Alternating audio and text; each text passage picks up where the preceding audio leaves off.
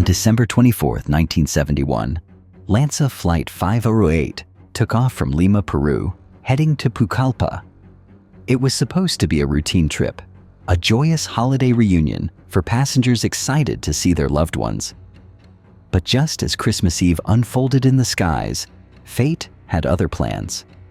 A sudden storm brewed, the clouds darkened, and then disaster struck.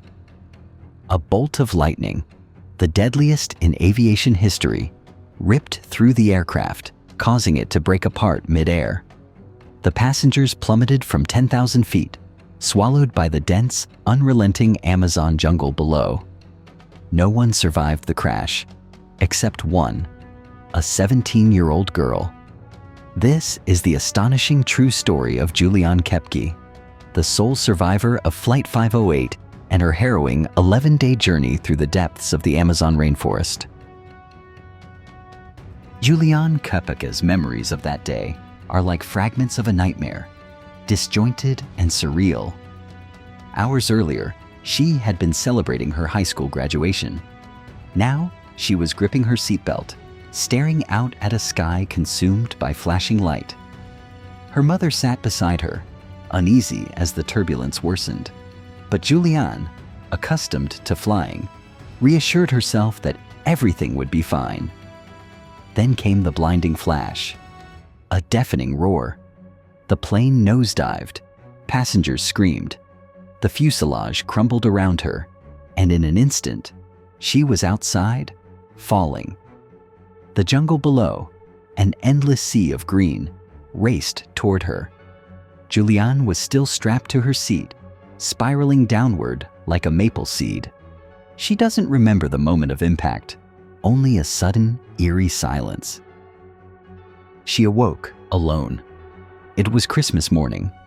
Rain pelted her face as she lay tangled beneath the wreckage of her seat. Dazed, her body numb with shock, she tried to process the impossible. I survived. But how? A deep gash ran down her calf, crawling with maggots. Her collarbone was snapped, jutting beneath her skin. Her right eye had swollen shut, and she later discovered fractures in her shin, spine, and ACL. But adrenaline dulled the pain, and her survival instincts kicked in. She searched for her mother. "Mama! Mama!"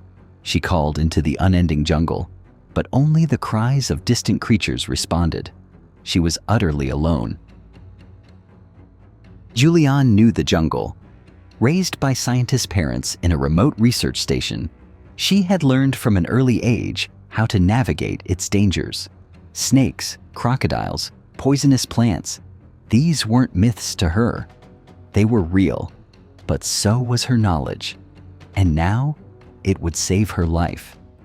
She remembered her father's advice: find water, follow it downstream. Stumbling through the dense undergrowth, she spotted a trickling creek. This was her path, her only hope.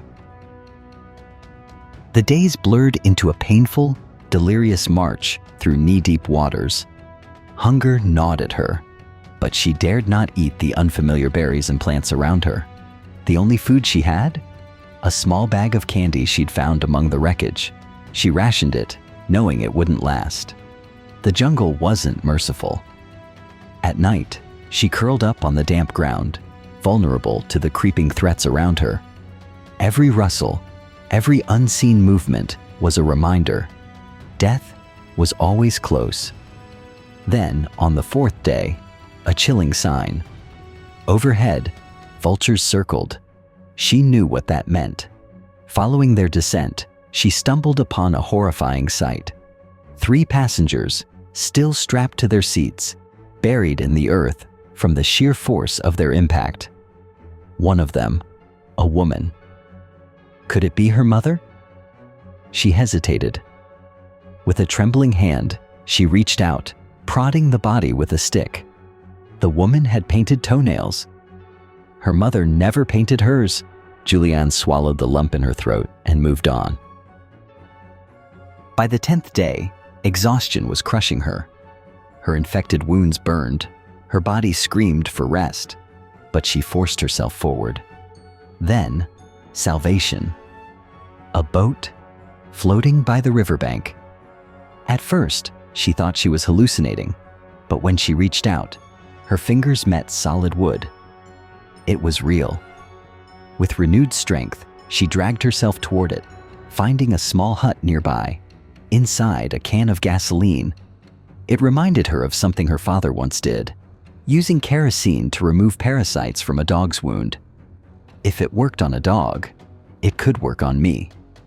She poured the gasoline onto her infected arm. Agony shot through her body as the maggots burrowed deeper, fighting to stay inside.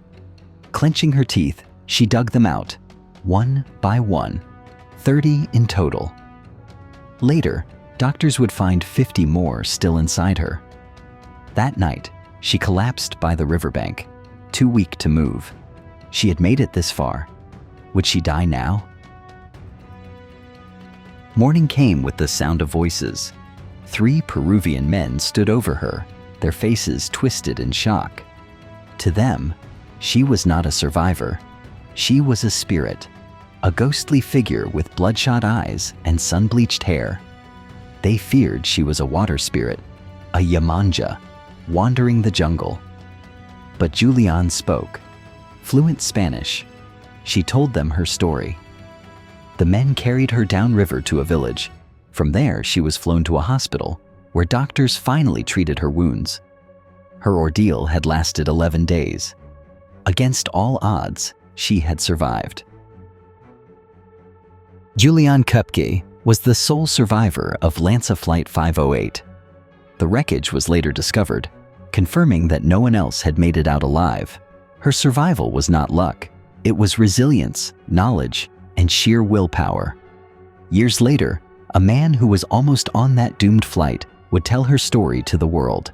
Film director Werner Herzog had booked a seat on LANSA 508, but changed his flight last minute. That twist of fate led him to create Wings of Hope, a documentary dedicated to Juliane's incredible survival. Could you survive what she did? Let us know in the comments below. And if you want more stories of shocking crashes and unbelievable survival, subscribe to Exclusive Crashes and check out our other videos.